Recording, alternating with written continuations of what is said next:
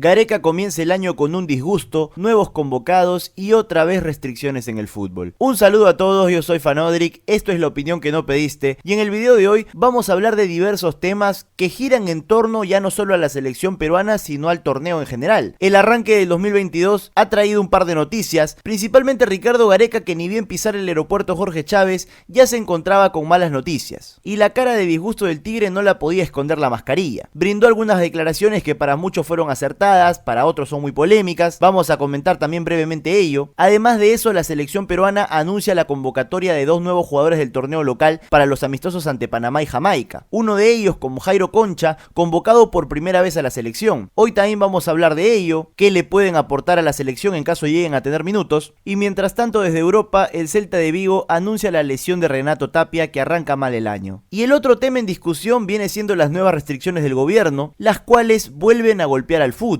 Esto le da dolores de cabeza a Ricardo Gareca, porque muy seguramente de las oficinas de la federación le van a tocar la puerta para que vaya a abogar, y de eso también hablaremos en el video de hoy.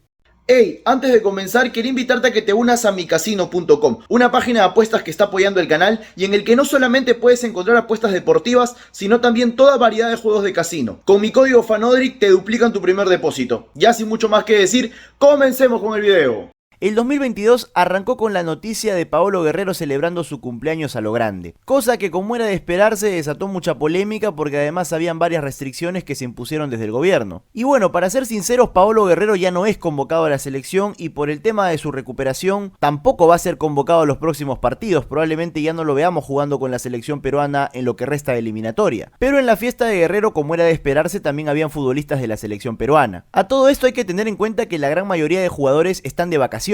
Pero el problema es claro, Perú está a menos de 10 días de arrancar los amistosos, hay varios jugadores que se están entrenando ya en la Videna, y toda esta preparación que ha elaborado el comando técnico de la selección peruana se podría ver en peligro si hay un contagio dentro de la concentración o en los entrenamientos. Para nadie es un secreto que si un futbolista termina contagiado se podría perder entre 1 a 2 semanas en lo que salga el test negativo. Y de este tema he hablado más a profundidad en mi canal secundario, que va a estar en los videos recomendados al término de este. Lo cierto es que Perú no se puede permitir perder jugadores y mucho menos por un contagio. Y en las noticias más recientes podemos ver que los contagios se han incrementado en varios equipos del fútbol peruano como Sporting Cristal, también me parece que se han reportado casos en Alianza, en la U también, y todo esto en vísperas de los partidos finales de la eliminatoria. El tema de los contagios podría terminar haciendo aún más corta la plantilla que tiene la selección peruana. Y aparte porque sería muy triste que Gareca pierda la oportunidad de probar nuevos jugadores en los amistosos porque estos tengan que ser desconvocados por un positivo. Gareca llegó al aeropuerto, le empezaron a cuestionar por el tema de Guerrero, y como es costumbre, Gareca no va a sancionar o hablar públicamente de sus jugadores de mala manera. El tipo sabe que tiene que cuidar las formas, y que si tiene que decirle algo a sus futbolistas, lo va a hacer de manera interna. Las declaraciones para el público del Tigre es que ya a estas alturas cada uno tiene que elegir cómo cuidarse, cosa que ha desatado bastante polémica entre los que están de acuerdo y los que no. Pero siendo sinceros, el Tigre es consciente que un contagio le pone en riesgo toda la planificación que ha hecho. Y Gareca, si te pones a pensar, nunca en toda su trayectoria como técnico de la selección peruana ha sancionado o ha dicho algo malo de un futbolista públicamente, pero de que ha sancionado, ha sancionado. A lo largo de todo su proceso ha borrado a varios jugadores, y hay un video en el canal donde recordamos eso. Al Tigre no le tembló la mano en su momento para borrar a Juan Manuel Vargas, también a Claudio Pizarro. Jefferson Farfán también estuvo buen tiempo fuera de la selección, al igual que André Carrillo, Luis Advíncula, pero contra ninguno de estos jugadores Gareca dio alguna vez una declaración para la prensa. Simplemente decía que seguían siendo considerados y que estaban en observación. Era la sutil forma de decirle al público que estaban borrados por un tiempo. Digamos que los mandaba a reflexionar. Pero en este momento, a puertas del cierre de las eliminatorias, es muy complicado que Gareca vaya a borrar un futbolista. Además, nunca se va a ver bien que un entrenador exponga los problemas de la interna de manera pública. Eso solo lo hacían nuestras mamás cuando nos agarraban a correazos delante de los amigos. El Tigre seguramente estará preparando su café cargado para estos jugadores. Pero al mismo tiempo, todos saben que no se pueden borrar futbolistas importantes en este cierre de eliminatoria. Pero tampoco se les puede permitir que por una irresponsabilidad terminen bajando de la última etapa a varios otros compañeros por un tema de contagio. Y en el tema de los nuevos convocados, Gareca había dado una lista previo al cierre del 2021, donde había llamado a 15 jugadores del torneo local, y en esa lista habíamos mencionado que habían 6 futbolistas de Cristal, 5 de Alianza, 3 de la U y 1 de César Vallejo. Bueno, en las últimas horas se anunció la convocatoria de Luis Iberico, que ya sabe lo que es estar en la selección peruana, y que en el video que hice de la convocatoria dije que me parecía raro que no lo hayan llamado, considerando considerando que ya estuvo convocado antes y que es uno de los jugadores peruanos que más goles tiene en el torneo local. Bueno, parece que Gareca reconsidera la idea, pero en un momento vamos a conversar acerca de qué podría haberlo hecho reconsiderar. Con la convocatoria de Iberico, Melgar recupera a un jugador en la selección peruana. Antes solían convocar al Chaca Arias, también a Carlos Cáceda, pero han quedado fuera. Y por ahora solo tienen a Iberico. Y el que se gana su primera convocatoria es Jairo Concha, que ha sido uno de los mejores jugadores del torneo local en la última temporada. Y con su llamado, Alianza Lima consigue igualar el número de convocados de Sporting Cristal, ambos con 6 jugadores. Y a decir verdad, la convocatoria de Jairo me parece que se la merecía desde hace buen rato. Es un volante creativo con mucha proyección y ojalá esta temporada sea mejor que la anterior. Pero lo cierto es que con la presencia de Yotun, también de Peña e incluso de Cristian Cueva, tenía muy pocas oportunidades de meterse al equipo. Para los amistosos está claro que Cueva no va a estar y por ahí que puede tener algunos minutos ya sea contra Panamá o contra Jamaica, pero que se termine quedando en la convocatoria para los partidos en Barranquilla y en Lima tendría que hacer una actuación bastante buena. Si a eso le puede sumar un gol, se podría meter en la lista final de convocados. Hay que tener en cuenta que Jairo es un jugador con muy buen remate de media distancia. Ha hecho unos cuantos goles así en Alianza, cosa que debería aprovechar para sorprender al arquero ya sea de Jamaica o de Panamá contra quien le toque jugar, y quizás Gareca encuentre en su remate de larga distancia una buena alternativa. En la eliminatoria pasada teníamos la zurda del Oreja Flores, que en el último tiempo se apagó bastante. Tener un futbolista con buen remate largo en el plantel es algo que resulta siendo muy útil, sobre todo en los encuentros que son muy cerrados. De momento Perú ha reemplazado la zurda de Flores con la diestra de Sergio Peña, pero ya sabemos que Peñita tiende a lesionarse a veces, y sumar una variante en su puesto como sería el caso de Concha me parece una genial alternativa. A Iberico sí le veo menos posibilidades de meterse. Está claro que de 9 Gareca no lo considera, a pesar de que es un jugador que tiene gol en el torneo local. De volante por izquierda podría tener más oportunidades, pero ahí está Cueva, a quien Gareca suele tirar a la banda en los partidos para conformar el tridente con La Padula y Carrillo, y aparte se suma el regreso del Oreja Flores. Ahí sí te diría que Iberico no tiene muchas chances, pero lo que sí me comencé a preguntar fue por qué la selección convocó así sin más a 2 nuevos jugadores. ¿Será acaso que Gareca reconsideró y se dio cuenta que era la oportunidad de darle minutos a Jairo, de volver a ver a Luis Iberico? ¿O es que acaso hay jugadores de la convocatoria original o de los que venían entrenando en Videna, como era el caso de los jugadores de la MLS, además de Yotun y de Peña? ¿Será que ha habido algún lesionado y no se ha comunicado a la prensa? ¿O acaso hay algún jugador que se ha contagiado y por lo tanto se le ha sacado de la lista pero no se ha anunciado aún públicamente, al menos no hasta el momento que grabo este video? Digo esto porque me parece raro, no es habitual que convoquen nuevos jugadores sin la necesidad de que previamente hayan salido otros. Suele ser así, se lesiona un futbolista y Gareca decide convocar a uno del torneo local para reemplazarlo, a veces hasta 2, pero en este caso no ha habido ningún comunicado que indique que hay un jugador que ha sido retirado de la convocatoria, y sí se anunció el llamado de Iberico y de Concha. Y la teoría que comienza a tomar fuerza es que las convocatorias se han dado por un tema de positivos entre los jugadores que ya estaban convocados.